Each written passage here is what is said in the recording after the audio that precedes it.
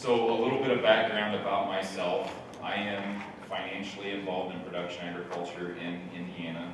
Corn, soybeans, wheat, grass crops, hay for the racehorse market, and then beef cows.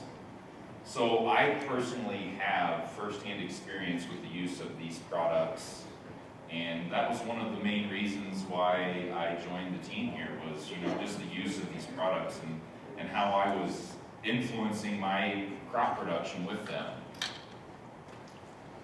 So these are some of the production issues that we face, and I'm going to try to keep this brief and very lighthearted without me going into my tangents.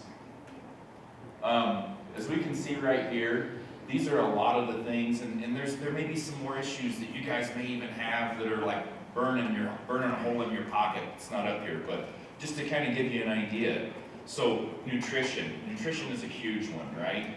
And prior to this life, I spent a decade career just focusing on nutrient uptake and how do we get it, how do we stimulate it, growth and timing and production stages, crop protection products. This is a huge market. We spend a lot of money on this year specifically. I know that I did. We look at stimulating sugar, stimulating the fruit color, the quality, the storability and the quality. The storability is a huge thing, like on potatoes. I know that Jason and we spent a lot of time on increasing storability quality on potatoes, and we found out that we were actually getting a premium for them. There was such a premium for these potatoes that we've increased storability on that they didn't store very long because the processor wanted them in a hurry. So then we look at leaching, volatility, sensitive watershed areas, environmental impacts. These are all things that as we go along, because whether or not we want to admit it or not, a lot of our inputs that we put out in production agriculture are not all getting into that plant. There's a lot of leaching, there's a lot of wastefulness. Like we look at glyphosate. You can go out in my soybean fields right now and pull a soil core, and you can send it to a food lab, and you can find glyphosate that is unused. It didn't do its job. It didn't get metabolized. Why is that? Well, I had to put so much out just to get the job accomplished that I wanted to do, and I just had to waste a lot of it, right? Because of uptake. So these are some of the issues that we're addressing and that we're actually improving.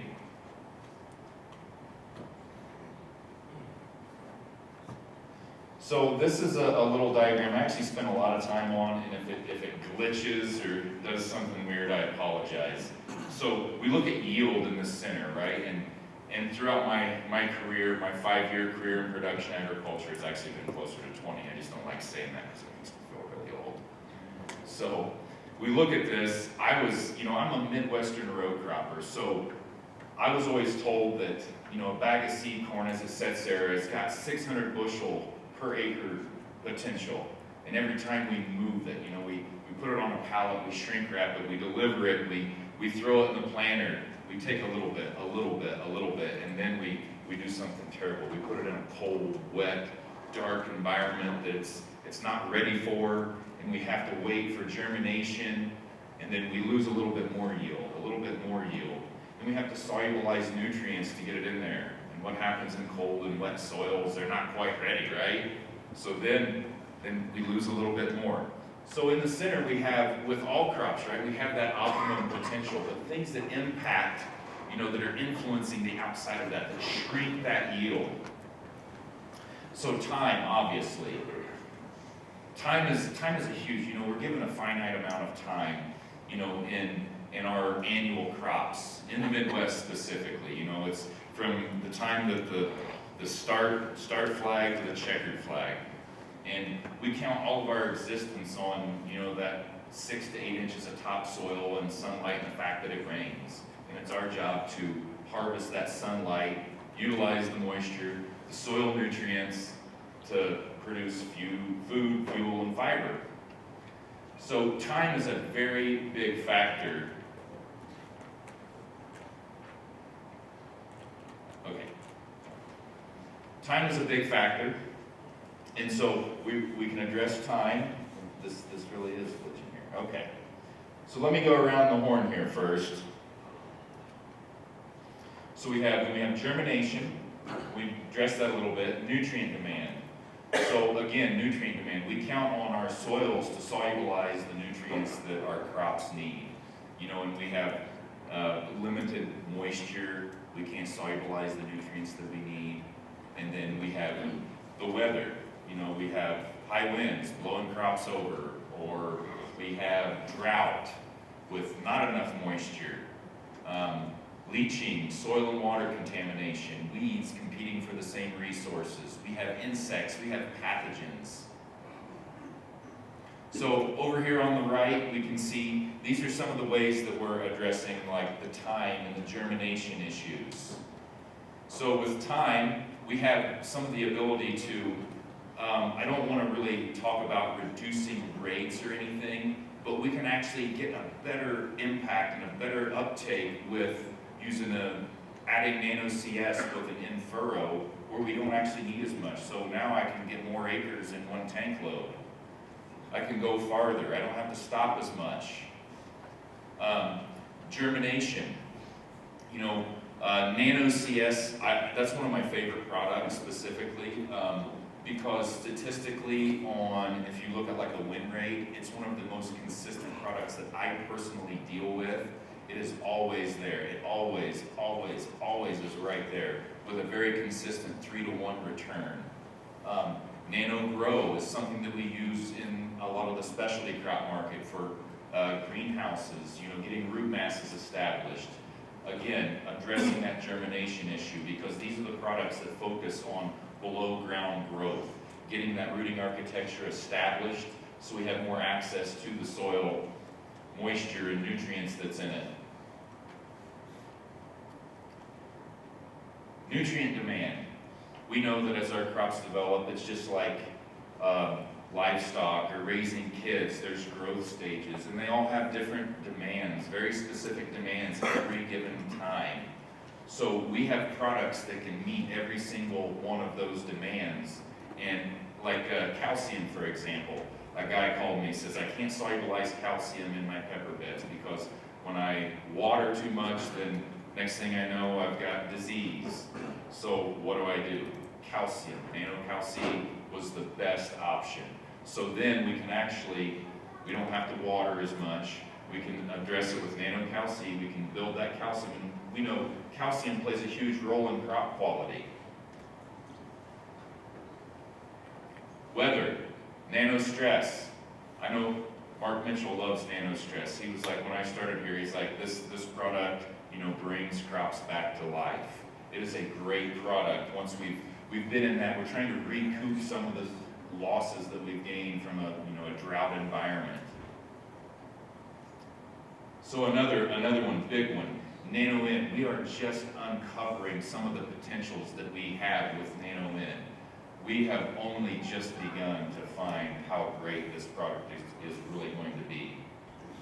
So if we look at some of the leaching and soil water contamination, what we're finding out with Nano-Yield is we are increasing the uptake of nitrogen so aggressively when putting Nano-Yield into our UAN and nutrient solutions. I'm not saying that we need to reduce anything, but again, we know that what happens in my world specifically, we throw nitrogen at it. We throw nitrogen, nitrogen, nitrogen, nitrogen, and what happens? The nitrate specifically, you know, it can't make any friends in the soil, it's water soluble, so it leaches and it moves on down the river to, where's my friend from Louisiana, moves on down to some Cajun hideaway. That's where all of the stuff goes that's water soluble, right? So with that, we can actually have a better control on those applications. Nano Pro, this is our flagship. You know, we talk about expectations. Life is filled with expectations. Nano Pro is something that I call it a gateway drug personally, because we have so much impact visually with Nano Pro on using these three big ones right here, from our fungicides, our insecticides, and our herbicides. I don't have the pictures and diagrams up here right now, but in our breakout sessions, I can get them out for you.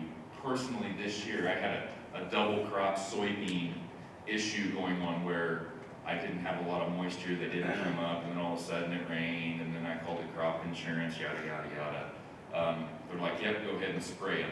So in under 48 hours, just using Enlist and glyphosate, I had almost everything was just bowed, the grasses. And it takes like 7 to 8 days to kill grasses. It was incredible. It's just like, and I'm not one, and for those of you that know me, I hate showing pictures, and because of course I'm not going to show you a picture where my ear of corn is smaller, you know, my ear of corn is always going to be bigger, right? My data is always going to be better.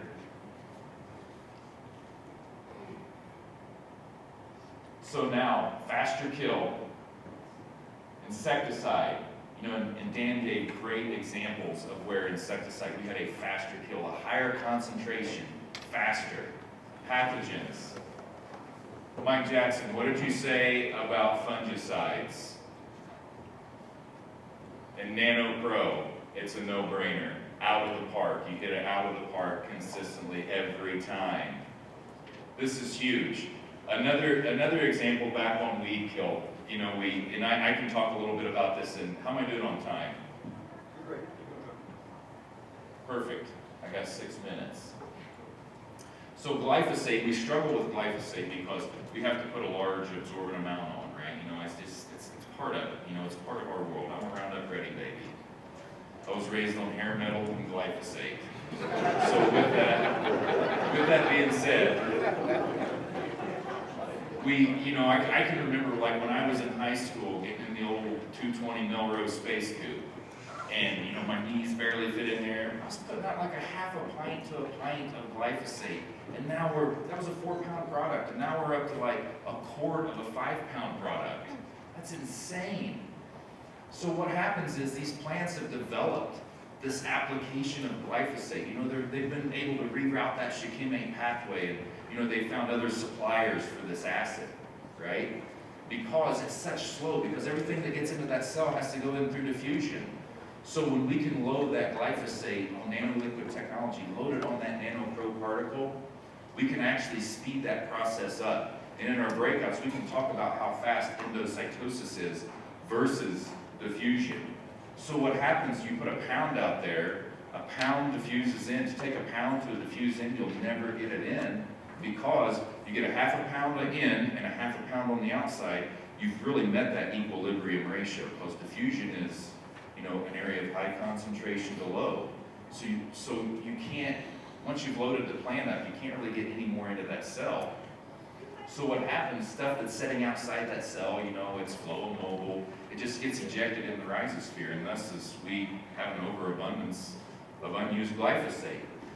So when we exploit the properties of endocytosis by loading that using NanoPro, we can actually get that higher concentration into that cellular level faster. And now what happens? That plant can't call up its other suppliers of shikimate acid and say, hey, I need some. You know, we learned that little thing where we've rerouted, we've evolved in resistance. We've actually can overwhelm that cell and shut down protein synthesis faster. So we've been able to go back and revisit some of these weed species that have developed, you know, resistance, just using the same amount of glyphosate that we have been using, or even a lower amount, because we're that effective with the uptake of whatever kind of crop protection that we're using. So with the use of all these products that we offer in nanoliquid technology, we can mitigate that risk of all of those factors that impact us, and thus, you know, we can kind of keep that yield. You know, and that's kind of what it's all about. You know, when we have this ease of use from start to finish, you know, we fit into really any liquid environment, you know, from the liquid fertilizers to the UAN solutions, irrigation, crop protection. And, you know, for sake of time, I want to make sure that we flow, and we have a nice little break here. In our roundtables, we can actually go into each one of these and get into very detailed information on how we fit in specifically, ease of use through induction cones, injection systems, whatever we need to do. This maximizes that easy button. And again, it's all about mitigating risk. You know, our lives are filled with risks, specifically production agriculture right now. You know, we talk about, you know, in the row crop world, you know, average margin, you know, we deal with, a business deals with 20, 30% margin. Production agriculture, you know, we're down to 1, 2, 3% margin. So the risk is extremely high. Anytime you can mitigate the risk, you do better. And anytime you can actually change, or let's say, inside of a system, any kind of a system, whether it's a mechanical system, a financial system, an agriculture production system, you have factors that impact negatively that system. If you can correct that or change that, the faster you can do that, the more you mitigate that risk, the less risk. So as you have this system that goes, the faster you can change that negative impact, the better your system will be. So again, these are actually my pictures. So this is one thing that we had a grower that tried to diversify, smart, right? Started growing pumpkins, which we know in the Midwest, one of the big things is dicamba. It drifts, it doesn't like to stay put, it grows legs in the middle of the night and it just takes off running. So we have a lot of drift in our area. And if you look at this right here, this is a weather impact. This was my corn that got blown over. This typically happens every year with later planted corn because it has to catch up. Cellular elongation grows so rapidly, it's a little flimsy. And this right here was actually my first experience. Right here, this planter was my first experience with NanoCS. This was my first experience with Nano-Yield right here. I was given enough to treat this whole field right here. And I told my dad to make sure he shut it off. And this is where he shut it off at right here. So this is actually on our website. This was like, there is something going on here. And then this was actually the field that was measured. There was actually 12.4 bushels this year. Now granted, this was probably one of the best corn crops I've ever had in my life, the year before last, so, but that's still pretty awesome. Oh yeah, this is it, used machinery salesman. Yeah, it's been serviced, went through all the bearings, been replaced. This was a round baler we bought.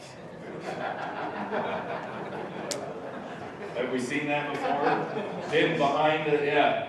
That's already done, ate through the pillow block right there, all the way down. Oh my gosh, that was ready to start a forest fire. And this right here, this is we haven't really said anything about, you know, Dr. Feynman here. He's like and I wanted Landon to do something on this. He's kind of the father of nanotechnology. He considered them, you know, tiny machines.